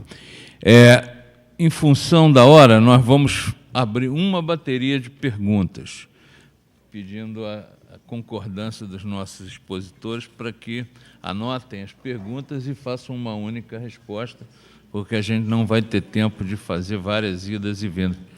Não está escutando, Célia? Agora está. Então, mas antes de abrir, eu já pedi ao pessoal que queira fazer perguntas, o Kiko vai anotar, mas eu queria, a pedido da nossa coordenadora de comunicação social, em resposta à coisa da mídia, nós concordamos com essa ideia, porque de que esse processo de luta por uma política pública renovada a respeito do uso de drogas não se faz sem a mídia, sem algum nível de aliança, de esforço específico. O problema é que não é fácil, né? Nem sempre tem uma resposta à altura do esforço feito. Mas a Elisa pediu para mencionar que quem esteve aqui hoje, vamos ver amanhã, todos os pesquisadores, vamos ver amanhã o que aparece de resultado. O Globo, o Estadão, a Folha, Carta Capital, Band News, Rádio, Roquete Pinto Rádio, Agência Brasil, BBC, Jornal em Pauta, da Globo News, que vai hoje às 8h30 no ar fazer uma reportagem sobre isso. Além disso, ele foi transmitido, esse evento, pela internet o tempo inteiro, em tempo real, e tivemos aí mais de 1000 acessos, o que é pouco, pensando no universo da internet, mas é um começo, né? Tem 1000 pessoas que, fora daqui do auditório, assistiram e acompanharam os debates e espero que vão continuar acompanhando amanhã. Então, estou abrindo aqui para quem quiser perguntas ou esclarecimentos finais de hoje, né? Amanhã continuamos. Célia Almeida, quem mais? A gente vai fazer só uma rodada de inscrições. Mais alguém? Além da Célia Almeida? Está todo mundo cansado, né? Valcler. Antigamente o pessoal começava a bocejar, agora começa a apertar o telefone, você olha daqui e já vê. O Denis. Tá... Denis. 3, tá bom? Mais alguém? Célia Almeida, então. Pode ir. Célia Almeida, depois o Valcler, depois o Denis. Célia. Tá funcionando? Tá. Não, em primeiro lugar, eu queria parabenizar a organização da mesa, porque realmente trouxe alguns elementos importantes para a discussão e que foram complementares, né? Eu acho que isso é importante. Não, a minha questão é em relação... Infelizmente, eu não sei se eu consigo ficar até o final do debate. Provavelmente não, porque eu tenho um compromisso. Agora você tem de usar o microfone, porque eu também não estou ouvindo aqui. Não, estou pedindo desculpa, porque eu não sei se eu consigo chegar até o final do debate, porque eu vou ter que sair, que eu tenho um compromisso. Mas eu queria fazer um comentário que me parece importante nesse debate. É lembrar, e vocês colocaram, os dados que foram colocados, reafirmam e reiteram isso, né? Só se conseguiu aprovar a Convenção Quadro contra o tabaco, em 2002, para aqueles que não... Acho que todo mundo sabe, né, do que se trata. Após um debate de décadas muito grande, que envolveu muitos atores, nacionais e internacionais, de peso, mas o que teve realmente importância fundamental nesse processo foram as evidências científicas, no sentido da correlação entre o uso do tabaco e câncer, não só câncer de pulmão, mas com uma incidência maior, como as estatísticas todas mostram, né? Agora, essas evidências, né, mesmo, e também você teve toda a batalha com a indústria transnacional. Entretanto, quando você pega, por exemplo, uma droga lícita como o álcool, essas evidências não são claras na literatura, exatamente por conta dos fatores que acabam interferindo, né? nas variantes, nas variáveis que interferem no processo, como foi mostrado ainda em menor escala, em termos da pesquisa, em relação às drogas ilícitas, no caso a maconha. Além de tudo, nós temos um embate, né, com as companhias transnacionais, com o comércio internacional, que, a meu ver, é muito mais sério do que foi com o tabaco. E, mesmo assim, a Convenção Quadro ela não é vinculante, não é? O que quer dizer que, mesmo que o país assine, na realidade, a proibição é muito relativa. E ainda fuma-se muito. Na Europa, na África. O Brasil é uma exceção, porque ele já vinha declinando, né, já tinha políticas de controle antes de assinar a Convenção. Ele assinou em 2002, 2003, mas ele já vinha com uma política de diminuição. A minha pergunta é o seguinte, e essa é uma discussão na área internacional, que, na realidade, não se enfrenta para valer em relação ao álcool, né? Os embates, a meu ver, seriam muito maiores. Mas medidas de controle, como, por exemplo, álcool e direção, etc., já estão, em alguns locais, também fazendo algum efeito. Mas no próprio Brasil não é em qualquer lado. Não é? A gente sabe disso. Não, não são os controles não são os mesmos. Né? Pelos que vocês apresentaram, o pouco que se sabe sobre a maconha, a coisa ainda é mais complicada. Não é? Porque os fatores intervenientes são muitos. E a pesquisa é muito pouca. Me surpreendeu, acho que algum, eu não sei, até ia perguntar, foi no teu estudo, você menciona um estudo na Suécia, né, de 27 anos. Eu não me lembro, eu não entendi direito, ele foi prospectivo ou retrospectivo? Prospectivo, né? É uma coisa impressionante. Para você ter recurso para manter uma pesquisa dessa. Agora, elas são fundamentais nesse processo. Por outro lado, a minha pergunta é o seguinte, vocês estão conectados, vocês estão trabalhando com isso, ou conhecem, na arena internacional, algum movimento mais amplo, porque, na minha opinião, no caso das drogas, né, e mesmo a maconha, a gente vai enfrentar, ou teríamos que enfrentar, o mundo teria que enfrentar, transnacionais muito poderosas, muito. E aí não é do ponto de vista, digamos, de transnacionais legais, é do ponto de vista de uma vinculação perversa, né, entre o tráfico, os governos, a lavagem de dinheiro. Você tem uma articulação, um imbricamento muito complicado. Por isso que eu acho que a fala do Kawsar, em alguma medida, foi importante nesse sentido. Não me parece possível nenhuma política isolada se você não tiver uma articulação mundial mais forte e que tenha potência, inclusive, para enfrentar esses cartéis, essas transnacionais ilegais que são poderosíssimas, né? E com um nível de violência totalmente absurdo. Então, a minha pergunta é se vocês conhecem, ou vocês têm esses vínculos, se existe algum movimento, eu acho que um pouco foi falado aqui também de manhã, mas eu não consigo enxergar um movimento global mais amplo, porque nem é o próprio combate de tráfico, até na própria região, é muito complicado. Né? Tem o exemplo da Colômbia, no vínculo do serviço secreto norte-americano, com outras intenções, com intervenções, ou seja, é tudo muito complexo. Mas, exatamente por isso, eu acho que essas correlações e coalizões de força elas têm que ser estimuladas. Então, eu queria saber se vocês têm informações sobre isso. Obrigada. Ok, obrigado, Célia. Então, é o Valcler, depois esqueci o nome. Denis. Valcler, opa, tem que falar assim.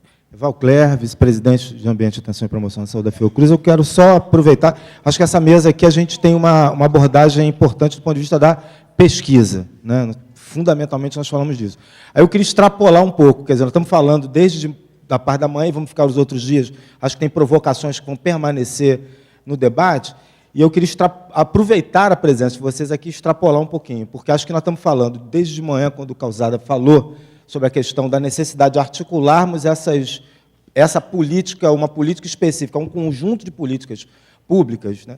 A gente vê que o tema que nós estamos lidando, obviamente, é um tema extremamente transversal, extremamente de extrema necessidade de uma abordagem mais integrada, o que, de alguma maneira, se contrapõe ao modo como a gente faz pesquisa, que acaba sendo feita de uma maneira fragmentada e por vias, muitas vezes, que não ajudam no processo de, principalmente, eu diria que, veja só, nós estamos fazendo, de alguma maneira, uma tentativa de fazer um esforço do a favor, né?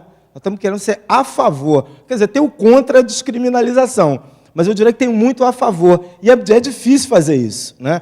Principalmente com um tema, com esse conjunto de questões que estão colocados do ponto de vista dos preconceitos, dos mitos e tal, que todos vocês colocaram muito bem. Eu queria que vocês, como pesquisadores, ajudassem a gente a fazer uma reflexão aqui quais são os elementos que a gente deveria explorar do ponto de vista da política pública para integrar mais a pesquisa, para conseguir fazer com que ela pudesse circular mais no conjunto de instituições brasileiras e internacionais também, mas fundamentalmente nesse conjunto de instituições. Dentro das instituições, como é que a gente quebra as necessárias as necessárias quebras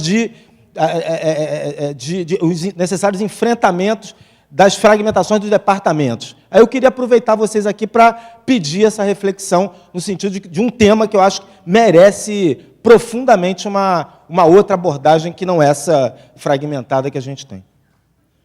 Obrigado, Valcler. Denis, encerrando, então, essa... Denis, professor pesquisador da Escola Politécnica Joaquim Venâncio, da Fundação Oswaldo Cruz. Eu queria retomar um pouco o tema das relações ali entre psicose e cannabis, ainda que Camila tenha compartilhado com a gente alguns dados que mostram a fraqueza dessas evidências, enfim, mas mesmo assim eu queria voltar um pouco isso, pegando um pouco, Toffoli, você trouxe um dado ali que eu sinceramente não conheci, fiquei impressionado, esse dos 3% no primeiro mês, né, de pessoas encarceradas, tudo. Lembrei também de algumas pesquisas que eu já vi em algum momento a respeito de situações de surto psicótico em pessoas que estão em viagem, estrangeiros, enfim, essas situações sempre estressantes e tudo mais.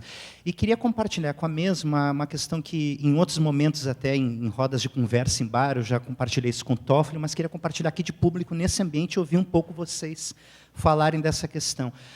Sempre eu tenho a impressão que, pelo menos na maioria das vezes que eu ouvi se falar dessa correlação entre maconha e psicose, se fala direto do efeito da substância, o que a substância provocaria, mas vamos lembrar o velho Olivenstein, droga, sujeito, contextos, né? Quer dizer, você tem um contexto desse uso. Queria ouvir um pouco, será que não teria também uma correlação entre a manifestação dessa psicose e o ambiente proibicionista, um ambiente de paranoia, de medo, tanto da polícia, das autoridades, quanto até mesmo um medo mais ordinário, de que meu pai e minha mãe descubram, afinal de contas é proibido. Enfim, o quanto isso também não seria um fator desencadeador de situações de psicose e tudo mais. Porque isso, quer dizer, o dado que o Toffoli nos traz aqui, que eu não conhecia, né, de situação, pessoas encarceradas e o desencadeamento da psicose. Não tem ali uma substância, tem uma situação de estresse, né? Queria ouvir um pouco de vocês, se existem estudos sobre isso, né, a diferença desses dados em países com legislação proibicionista e não proibicionista. Era isso. Ok, obrigado, Denis. Vamos, então, dar a última rodada de réplica dos nossos debatedores. Quem começa? Camila? Então, vamos lá. Acho que eu vou começar pelo Denis, só porque está mais fresco aí o raciocínio. Bem, primeiro que os estudos têm feito uma diferenciação importante entre experiências psicóticas e esquizofrenia, né? Isso é super importante e isso não era contemplado anteriormente nos estudos. Se perguntava, você alguma vez fez uso da maconha? Sim, não. E depois via uma repercussão psicótica na vida, entendia-se isso, muitas vezes, na literatura, é interpretado como um diagnóstico de esquizofrenia. Aí, isso vem evoluindo, por quê? Experiência psicótica tem muito a ver com isso que você está dizendo, Denis, com a sensação que o indivíduo tem de estar fazendo uso de uma substância ilícita, o ambiente que ele vive, questões de privação social, histórico familiar, muitas outras questões estão vinculadas à manifestação de um episódio psicótico, e aí a maconha, relacionado a isso, tem um efeito pequeno, se considerado todos esses outros fatores. Agora, a esquizofrenia é um diagnóstico importante, clínico, bem feito, bem estruturado, e que, também ao contrário do que se falou irresponsavelmente em causalidade, eu estou dizendo irresponsavelmente porque isso virou um boom no mundo, né? E até isso tinha cessado um pouco, mas quando aquela figura do Toffoli, quando eu assisti o Roda Viva, assim, fiquei um pouco preocupada com o impacto em saúde pública que tem quando se fala fábrica de esquizofrênicos e tal, né? Uma substância que não tem o poder de desencadear um transtorno tão importante. Estudos de diversas naturezas têm tentado elucidar melhor essa questão. O que se pode dizer como uma referência mais consistente é idade de início precoce do uso da maconha, idade de início precoce da esquizofrenia. E talvez uma piora do curso da esquizofrenia. É o que tem se falado. Mais do que isso, eu acho que é uma extrapolação. E aí precisa de mais cuidado. Então, essa resposta que eu daria. Aí, também, de trás para frente, Meus colegas também vão poder falar mais sobre isso, mas, em relação à sua pergunta, Valcler, né? Bem, o que eu diria? Eu acho que os estudos precisam ser aprimorados em relação a padrão. Por que eu digo isso? Quando você vê, mesmo na literatura internacional, é de 2 anos para cá, assim, não mais que isso, que vem se falando. Antes, os estudos, mesmo o Mental Health Survey, que é uma pesquisa que foi feita em 28 países, e a gente, o grupo de São Paulo, lá da Universidade de São Paulo, participa desse estudo. Quando você vai ver, quer dizer, o melhor dado no mundo, quando vai perguntar sobre maconha, fala: você já fez uso de maconha / skunk / haxixe / quer dizer, esse é o dado da maconha no mundo. Aí, o que houve, então, de um tempo para cá? Quando você vai perguntar sobre a maconha, primeiro que você diferencia de todas as outras drogas, já que ela é a mais usada, qualifica esse dado e pergunta que tipo de maconha você faz uso, até para você saber quanto de THC talvez tenha, para saber até esse efeito dose-resposta em relação ao THC. Quanto que você usa por dia? Porque parece que o incremento da quantidade, sim, que está relacionado a consequências mais importantes. Quantos baseados por dia? Quer dizer, esse detalhamento ele já começa nessa melhor elucidação do padrão de consumo. E isso os estudos muito pouco fazem. Para a gente também ter um cuidado maior em falar uso e consequências. Né? Como, por exemplo, quando você vê uma prevalência na mídia, como aconteceu com a cocaína há poucos dias atrás, é uma prevalência vazia. Né? Quando você fala tantos por cento da população fez uso de, você pergunta para o indivíduo: você já teve contato com? Ou seja, pode ser uma simples experimentação. Agora, você precisa elucidar melhor. E aí, mas quantas pessoas têm problema pelo uso dessa substância por conta do padrão de consumo tal? Então, eu diria que o que a gente tem tentado buscar, e aí a gente fez parte do levantamento nacional com a Senad nos universitários brasileiros, o dado da maconha, infelizmente, na primeira onda, foi muito simplista. Se usou, se não usou, mas a gente precisa, então, já que ela é a substância mais usada, melhorar esse detalhamento. É isso que eu cuidaria nos próximos estudos. Saber a idade de início do uso, idade de início dos problemas, e para a gente até fazer um cálculo: o que veio antes, o transtorno ou o uso da substância. E acho que, por fim, eu respondi um pouco do que você falou, né, Célia, também.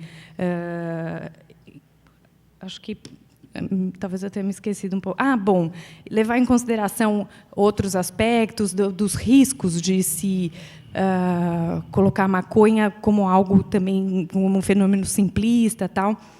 Eu acho que a grande questão é as discussões que ficavam muito no âmbito da saúde. Esse evento mostra, e estive na Unicamp, o professor Toffoli fez um evento sobre a maconha há algumas semanas atrás, que tinha esse olhar heterogêneo.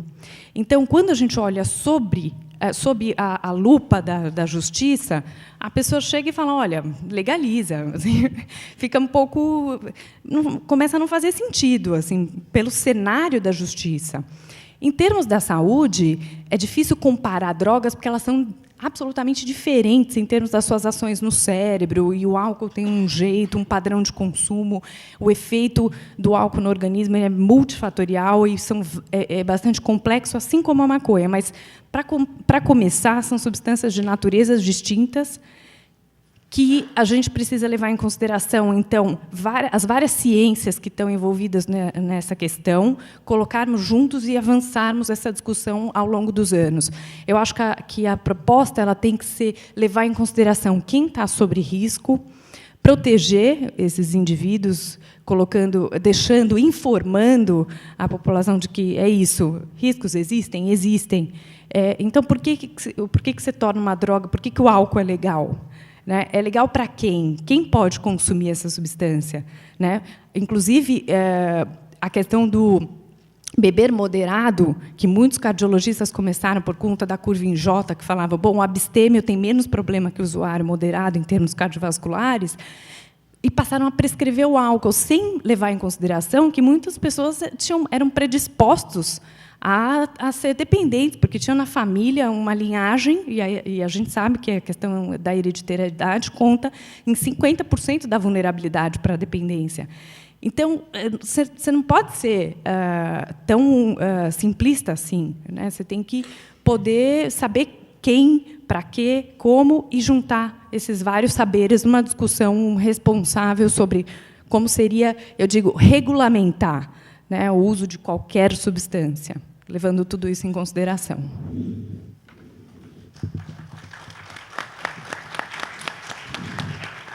Marcelo. Eu vou começar pela pergunta da Célia. Eu não sei se eu entendi bem, Célia, mas você falou que não tem evidências sobre os riscos do álcool. É isso? É o contrário. Tem toneladas de evidências. Né? Toneladas. O fato do álcool ser usado dessa forma na sociedade não tem nada a ver com a falta de evidências. Por exemplo, a quantidade de evidências, de contradições é enorme. Eu estou me lembrando agora de uma tentativa que foi feita há algum tempo atrás pelos produtores de álcool, de passar no Brasil uma modificação da legislação de tal forma que incluísse o álcool na legislação de alimentos, para não haver as restrições todas que existem em relação ao uso do álcool. Quer dizer, não precisa de mais evidência para mostrar que o álcool não é igual a alimento. Você pega a literatura médica, assim, toneladas de livros mostrando em todos os aspectos, né, não apenas biologicamente, mas riscos de acidente, violência, de todas as drogas, não tem nenhuma droga que não tenha mais evidência. Na verdade, eu acho que a política é dessa forma, a propaganda do álcool é liberada, a política para o álcool é diferente do tabaco, por exemplo, por uma questão meramente política, do meu ponto de vista. Em relação a outra coisa que eu também fiquei curioso quando você falou, é quando você fala assim, de uma preocupação com as forças, por exemplo, ligadas ao tráfico, no sentido de uma força a se contrapor nessa discussão para flexibilização ou descriminalização. Eu acho que talvez eu esteja sendo ingênuo, mas não me preocupa muito isso. Quando eu comecei a atender no NEPAD, há muito tempo atrás, existia uma preocupação de que o tráfico podia querer saber informações ou ficar contrariado pelo fato de a gente estar tratando usuários de drogas ali. Eles nunca se preocuparam com isso. Né? Eu tenho a impressão que há uma adaptação. O sujeito tem esse negócio ilícito, se passar a ser ilícito, ele vai ter um outro negócio e vai se adaptar. Me preocupa muito mais as forças conservadoras dentro da nossa sociedade. Né, os fundamentalistas que estão aí, né, no Congresso, em uma série de aspectos aí da nossa sociedade e nos outros países também, é que eu acho que são os grandes adversários e são as pessoas que são responsáveis por essa política proibicionista que existe aí, eu acho.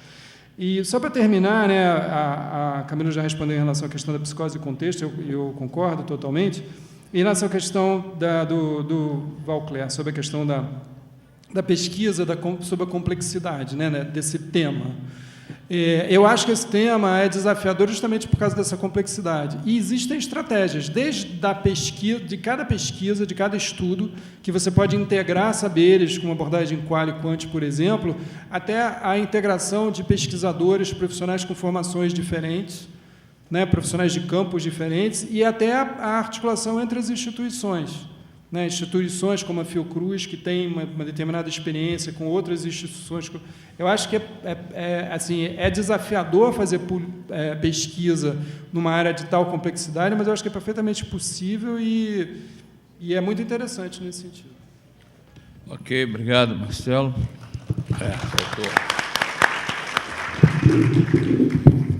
Bom, Toffoli. Vou tentar ser breve aí. Está todo mundo muito cansado, inclusive eu.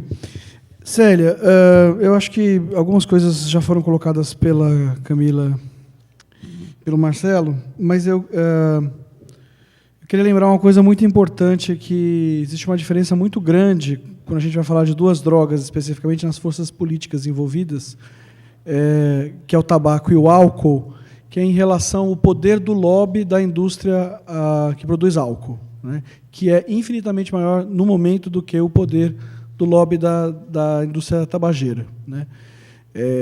Um monte dos deputados brasileiros estão na mão da Ambev, né, para dar nomes aos bois, né. É impressionante se você vê a quantidade, né, e se continuar o processo que está acontecendo, eles vão poder investir cada vez mais, salvaguardar o seu nicho ali dentro, e que evitando conquistas que são absolutamente necessárias para a gestão de qualquer droga, né? Rotulação sobre riscos nos produtos, como já tem no tabaco. A receita para a redução do consumo e controle já está toda dada pelo tabaco, né? Rotulagem, ausência de propaganda, que droga alguma deve ter propaganda, né? E isso é vetado, isso é interditado, isso é proibido pela força do lobby. O malfadado, infeliz, desgraçado PL do Osmar Terra, né, o 7663 de 2000 era de 2010, né? E agora é o PLC 37 de 2013. Tinha uma coisa que se salvava naquele PL horrível, né, que agora está no Senado, vamos ver o que vai sair do Senado. Tinha um processo de rotulagem de álcool, né?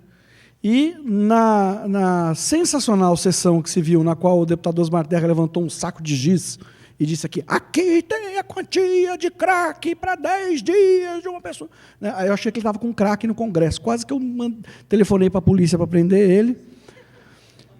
Recentemente eu fiquei sabendo, conversando com o juiz Torres, que é um juiz antiproibicionista lá de Campinas, que tem situações de prisão de pessoas que vão presas como traficantes com quantidades de crack assim, que são ínfimas, né? Quer dizer, se você vai ver a quantidade de cocaína lá, não dá para dar brisa, né? Então, se prendem pessoas por causa disso, podiam ter prendido uma terra lá, né? Só com o saco de giz, né? Estava lá traficando no Congresso. Bom, enfim, piadinhas à parte, tiraram essa parte da rotulagem, né? Numa sessão onde todo mundo falava do perigo das drogas, do risco para a juventude, do quanto lá. Não, mas isso aí a gente vai ter uma outra legislação que vai vir depois que vai regulamentar. Tiremos isso, tiraram, né? Eu não sei se foi isso que você quis dizer, mas também uma outra coisa que é levantada pelos proibicionistas são as forças das transnacionais que vão explorar o mercado do tabaco, ou o mercado da maconha, né? Não sejamos ingênuos, nós vivemos no sistema capitalista e, a menos que agora também, essa é uma discussão de qual é o modelo de regulamentação, e acho que esse é um outro passo, né?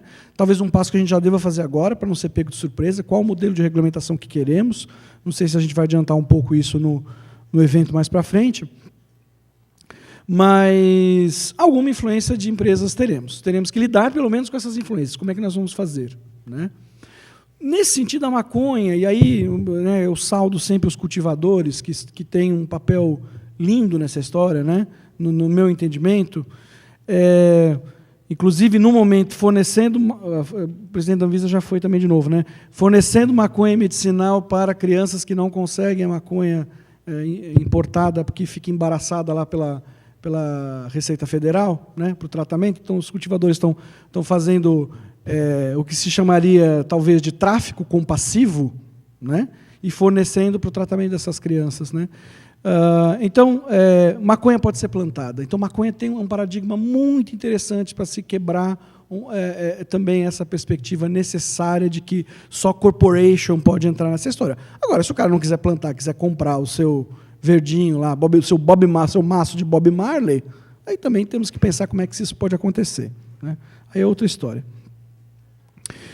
Mas, acima de tudo, tem uma outra discussão que raramente a gente faz, que é importante sempre lembrar, a necessidade de se discutir prevenção. E, quando eu digo prevenção, não é não use maconha, traga-se informações com clareza, porque as pessoas não são idiotas. Os planos de prevenção pressupõem que nós somos todos imbecis e que nós vamos usar uma droga e vamos ficar imediatamente viciados. E elas partem todas desse paradigma, né? Todas não, né? Mas pelo menos pelo que a gente vê na mídia, na melhor das intenções, né? Mas a prevenção que é a informação de qualidade, para saber quem pode, quem não pode, quem deve, quem não deve, e cada um vai saber o que vai fazer da sua vida também, né? E informações de como fazer uso seguro, né? Como fazer uso seguro de maconha, como poder ter certeza que está reduzindo riscos do consumo, né? Já vai. Eu queria retomar uma coisa que foi relembrada pelo Marcelo, que é a questão da mídia, né? E aí eu já falei da propaganda, mas a questão da imprensa. Nos 2 eventos que eu fiz sobre drogas, a gente chamou o Tarso Araújo e no outro o Denis Burger, mas são 2 jornalistas ligados a Super Interessante, que é um meio de comunicação muito próximo do linguajar jovem, né? E eles trazem uma discussão sobre a mídia que nós, talvez, da academia, viu, Marcelo, a gente se sente muito aviltado pela vamos dizer assim, alteração que a gente sente naquilo que a gente falou. Já aconteceu comigo, evidentemente, né? Mas tem um lado também que é como é que essa máquina de moer gente, que é o jornalismo brasileiro também, como é que ele funciona e que ele é muito injusto para que as pessoas possam dedicar e desenvolver um processo de discussão mais aprofundado sobre isso. E mídia também vive cada vez mais agora com a internet, vive de pay-de-click, né? Vive de manchete. Então, quanto mais dramática a manchete for, mais chance tem da coisa acontecer. E isso gera uma série de situações que, em algum momento, nós, enquanto sociedade, né, o mundo como um todo, vai ter que discutir em todos os campos, mas o campo das drogas é um que sofre particularmente com essa questão, né? Por isso, na próxima versão, eu sugiro que vocês façam uma mesa de mídia. Eu acho que esse é um bom tema para a discussão, né? Aproveitando que já estou aqui falando para vocês, quero agradecer, porque eu esqueci de agradecer na hora que eu fui falar, afobado, estourei o tempo e nem agradeci. Então, obrigado pelo convite a vocês. E respondendo, para terminar, que eu não paro de falar, né, Valcler?